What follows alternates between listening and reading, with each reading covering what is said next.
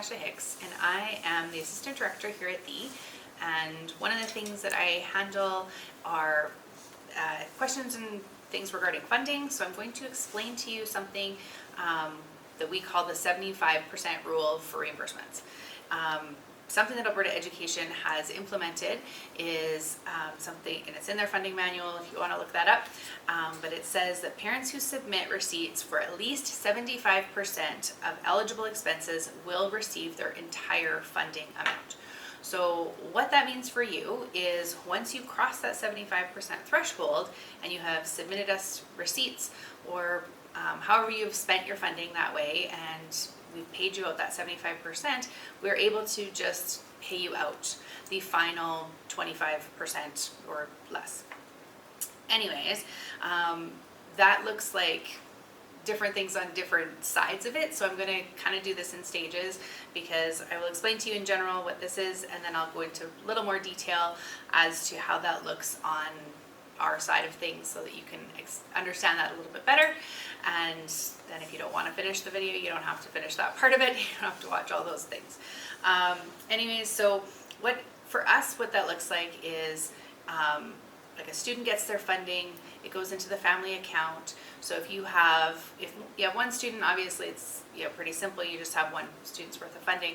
If you have multiple students, all of the funding goes into one family account. So if you've got 4 students and you have 4 students worth of funding, the 75% is not per student, it is per family. So once you have spent 75% of your family's funding, we are able to pay you out that full amount. So just like when we're doing the reimbursement form and we say you don't need to break it down per student, same goes with the 75%. There's not broken down per student. It is just your full funding, and then we can cut you the check for the 75% once you have either spent that 75 or more from purchase orders or reimbursements. Either way, once you hit that line, we're able to pay you out. Now, I'll explain this a little bit more a little later on, but also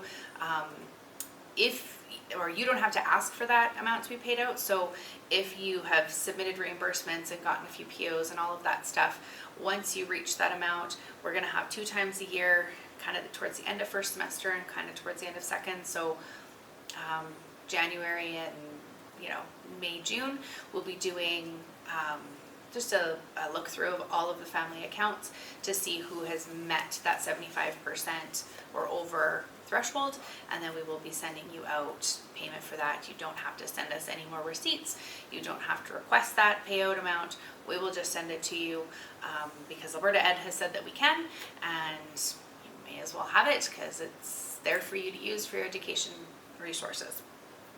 So next I will go into a little bit more detail into how that looks on the accounting side of things with our program, on reimbursements, and on purchase orders. So on the reimbursement side, when I pull up your account, you send me a reimbursement receipt request, and we look through the receipts and we make sure everything is all good.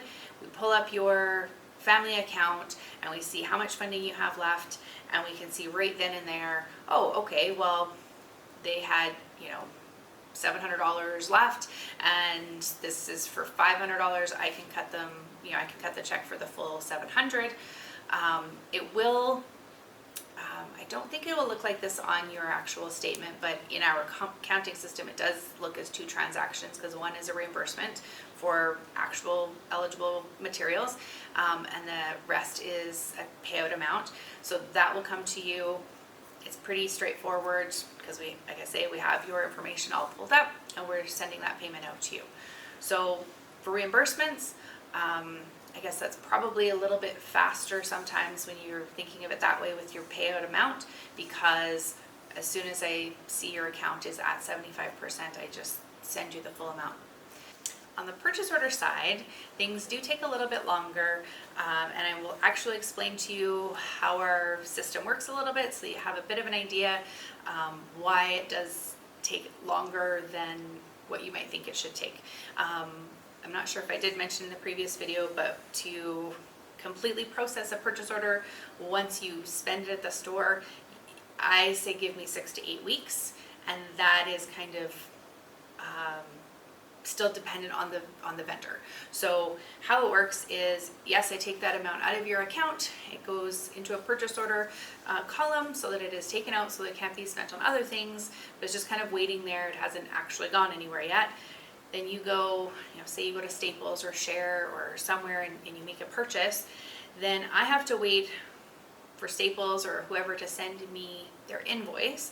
And Staples are good, Share is pretty good, but there are companies, unfortunately, that we actually have to even go and ask for invoices because they don't send them to us in a very timely manner. So in the past, I've had ones that were months old and had been used months previously, and I'd never gotten an invoice.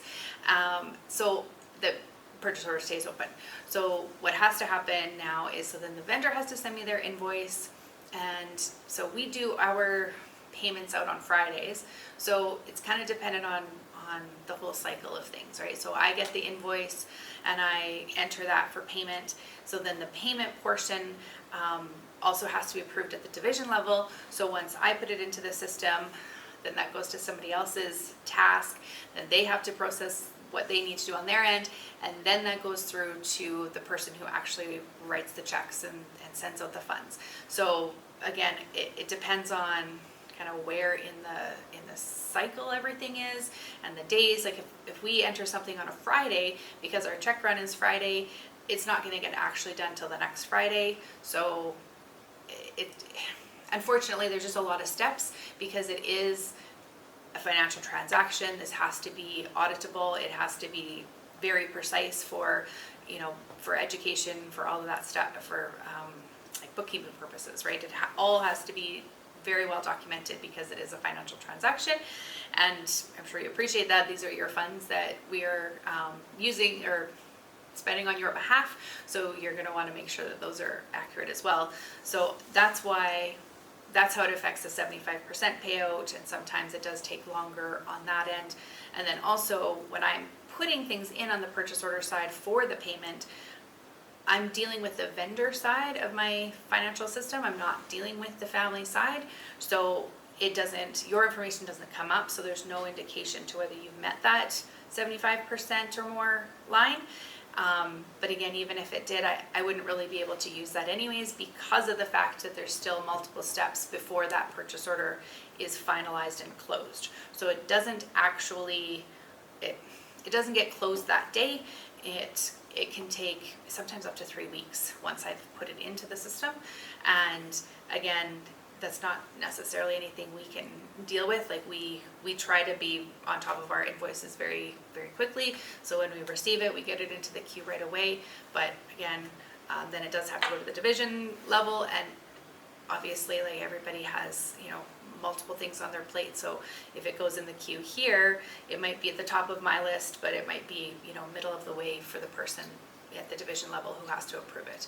So it's not necessarily something that I can make happen any faster. It just has to follow the process. So that does take a little bit longer to then see that you have met that 75% payout amount, which is why we've decided to do the twice a year, where we will look through the entire list of like 600 or 700 families that we have, and we look through the entire list to find everybody that has met that 75% threshold, and we do a payout at that time. So if you know that you have met that 75% threshold in February, you can know that if it was with purchase order, you can know that you will get that payout still in June, but it is just a longer process. And that's the good and the bad with the purchase order system. Is it's good because you don't have to pay out of pocket for it. We're able to send that, your education funds just directly to the vendor, so you don't have to pay out of pocket for it, but it is a bit of a slow process on our side. So the behind the scenes stuff that don't really matter to you, they only kind of started to matter this year when we're able to do the payout amounts for you.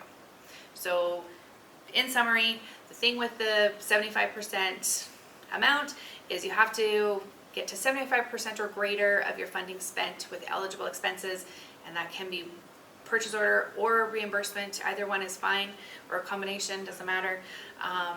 and then we're able to do the payout amount of 25% or less with no extra receipts or anything else from you, and we don't need you to send us a request for that. We're able to just do that for you as soon as we see that.